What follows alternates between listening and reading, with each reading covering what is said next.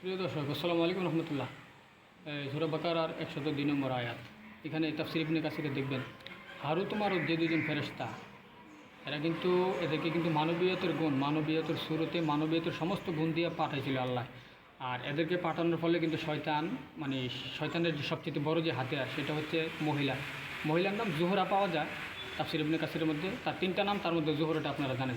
এই জোহরা কিন্তু তার স্বামীর বিরুদ্ধে ফেরেশতাদের কাছে বিচার মীমাংসার জন্য গেছিল, কিন্তু ফেরেশতাদেরকে তখন শয়তান এই তন্ত্রমন্ত্রের মাধ্যমে, অসহসার মাধ্যমে কব্জ করে, যার কারণে তারা ওই জোহরের দিকে আকৃষ্ট হয়ে যায়, পাগল হয়ে যায় অপকর্ম করার জন্য। তখন কিন্তু সে বলছিল যে তিনটা কাজ তোমরা করবা। এক হচ্ছে আমাকে ভোগ করবা, অবৈধ হারাম। এটা শয়তান দেখেন কি করে, শয়তানের প্রধান ফাঁদ মহিলা, যেটা মা হাওয়াকেও দোষ ছিল। এবং এখানে দেখুন ফেরেশতাদেরকে পর্যন্ত শয়তান কীভাবে আক্রমণ করছে। তাহলে এখানে মহিলাকে বলছে যে, মহিলা কী বলছে যে আমার সাথে অপকর্ম করতে হবে। 2, একটা বাচ্চাকে হত্যা করতে হবে, হত্যা ইসলামে হারাম।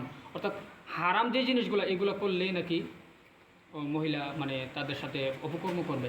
এবং 3 নম্বর শর্ত দিয়েছিল মদ পান করতে হবে।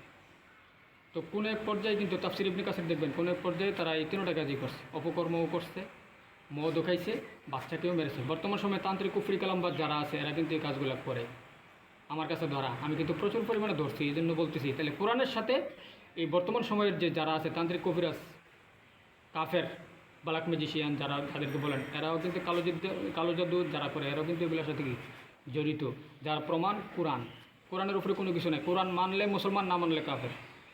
আমি এ পর্যন্ত যত বক্তব্য দিছি, এটার মধ্যে কোরআন হাদিস মোতাবেক। সুতরাং আপনারা এই সমস্ত কাফের তান্ত্রিকদের কাছ থেকে দূরে থাকবেন। সে আল্লাহওয়ালা হলেও তার থেকে দূরে থাকবেন, যাতে আপনারা দূরে থাকতে পারেন। এই জন্য আমার ভিডিওগুলো এবং অক্লান্ত পরিশ্রম। সবাই ভালো থাকবেন। পরবর্তীতে আবার দেখা হবে অন্য ভিডিও নিয়ে। আসসালামু আলাইকুম।